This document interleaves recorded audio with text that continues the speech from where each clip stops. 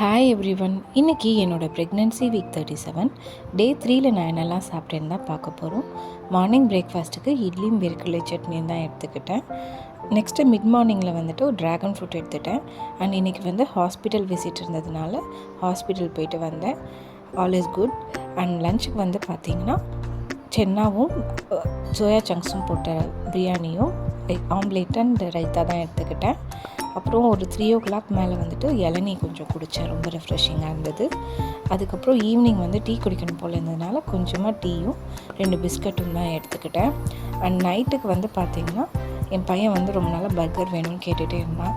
So அவனுக்கு burger order பண்ணுறதுனால நானும் ஒரு வெஜ் பர்கர் தான் சாப்பிட்டேன். அது அன்ஹெல்தி தான், பட் ஸ்டில் எடுத்துக்கிட்டேன்.